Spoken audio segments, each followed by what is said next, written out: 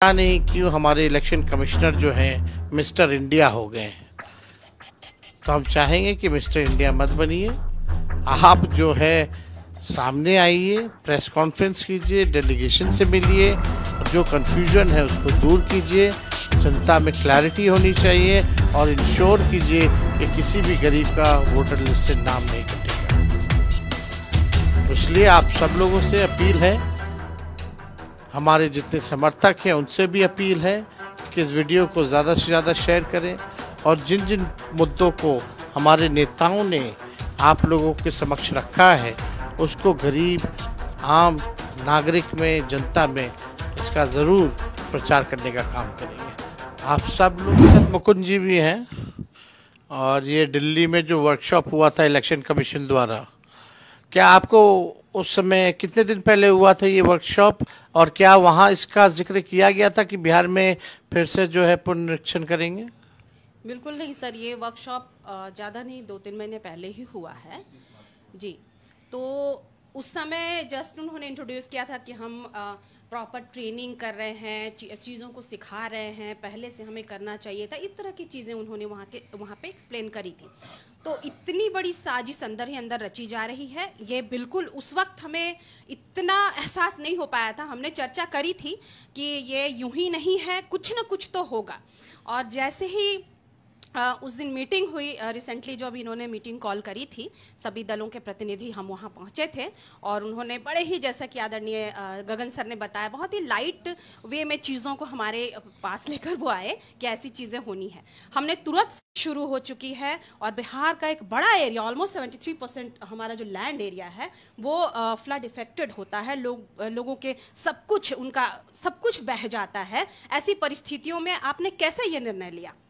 साथ ही साथ जहां आपके पास 77,895 बूथ, 7 करोड़ 80 लाख मतदाता, कि आप कैसे करेंगे इतने कम समय में? लास्ट जो आपने 2003 में किया था, ऑलमोस्ट 1.5 से 2 साल उसमें लगे थे। आपने कल्पना भी कैसे करी कि मात्र 1.5 महीने, 26 दिन, 1.5 महीने भी नहीं, उन्होंने जो समय बताया कि हम 30 जून से शुरू करेंगे और इसको हम 26 दिन में समाप्त करेंगे, फिर 1 महीना दावा आपत्ति के लिए देंगे। इसमें आपको क्या लग रहा है अभी तक जो जब से नोटिफिकेशन हुआ अब तक जो लगभग 1 हफ्ता होने को है जी, 1 हफ्ते में अब तक कितना काम जो है इन लोगों ने पूरा किया होगा?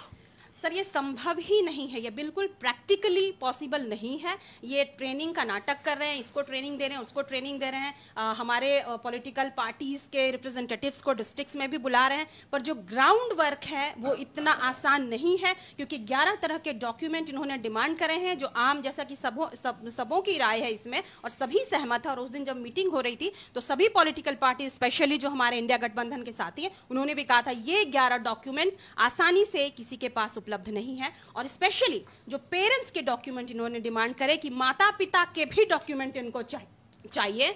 कुछ परिस्थितियों में पिता या माता के, और कुछ परिस्थितियों में अगर 2004 के बाद वो पैदा हुए हैं तो माता पिता दोनों के, अगर 87 से 2004 के बीच पैदा हुए हैं तो दोनों में से किसी एक के, और 87 के पहले पैदा हुए हैं तो इंडिया में 87 के पहले पैदा हुए हैं तो खुद का डॉक्यूमेंट सेल्फ अटेस्टेड करके इनको देना है। डॉक्यूमेंट भी है, उसको तो सब फॉर्म तो भरना ही पड़ेगा, बिल्कुल, फोटो भी देना पड़ेगा गरीबों को, प्री प्रिंटेड फोटो लेके आएंगे, हार्ड कॉपी, फोटो कॉपी भी देना पड़ेगा। ये बिल्कुल व्यवहारिक, तो यानी एक वोटर पे 100 रुपया खर्च है, बिल्कुल होना ही है। और ये संभव ही नहीं है। बहुत सुदूर इलाकों में जिनके पास कलर प्रिंटर नहीं है, जिन इलाकों में, वो कहाँ भटकेंगे इन फोटोज के लिए, डॉक्यूमेंट के, बाढ़ में जान बचाएगा कि क्या करेगा? बिल्कुल, जिनकी सारी चीजें बह जाती हैं हर साल, उनके पास नहीं रहते ये कागजात।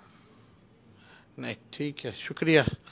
तो अब जितने हमारे व्यूवर्स हैं, आप सब लोगों ने देखा और आप सब लोग जो हैं चाहेंगे कि लोकतंत्र को बचाने के लिए अपनी आवाज़ को बुलंद करें और इन चीज़ों को और जन जन तक प्रचार कीजिए, लोगों को बताइए कि क्या बीजेपी और नीतीश कुमार जी मिल करके गरीबों को किस प्रकार से वोटर लिस्ट से नाम से हटवाने जा रहे हैं। वो गरीब वही तबका है, दलित है, पिछड़ा है, अति पिछड़ा है, आदिवासी है, अल्पसंख्यक भाई हैं, इन सब का नाम काटने की बड़ी साजिश है। और दूसरा, जब गरीबों का नाम वोटर लिस्ट से कटेगा तो पेंशन भी नहीं मिलेगा, ना राशन मिलेगा। असली बीजेपी की चाल है कि राष्ट्रपति शासन लागू करके जो है राज बिहार में ये करें। तो इनके साजिशों को हम लोगों को मुंह तोड़ जवाब देना है। इलेक्शन कमीशन तो बीजेपी का प्रकोष्ठ बन के रह गया है, पपेट बन करके रह गया। अभी तक हम लोगों को समय नहीं दिया है मिलने का। पता नहीं क्यों हमारे इलेक्शन कमिश्नर जो हैं मिस्टर इंडिया हो गए हैं। तो हम चाहेंगे कि मिस्टर इंडिया मत बनिए, आप जो है सामने आइए, प्रेस कॉन्फ्रेंस कीजिए, डेलीगेशन से मिलिए और जो कन्फ्यूजन है उसको दूर कीजिए। जनता में क्लैरिटी होनी चाहिए और इंश्योर कीजिए कि किसी भी गरीब का वोटर लिस्ट से नाम नहीं कटेगा। इसलिए आप सब लोगों से अपील है, हमारे जितने समर्थक हैं उनसे भी अपील है कि इस वीडियो को ज़्यादा से ज़्यादा शेयर करें और जिन जिन मुद्दों को हमारे नेताओं ने आप लोगों के समक्ष रखा है उसको गरीब आम नागरिक में, जनता में इसका ज़रूर प्रचार करने का काम करेंगे। आप सब लोग फेसबुक पे लाइव जुड़े रहने के लिए आप लोगों का बहुत बहुत धन्यवाद।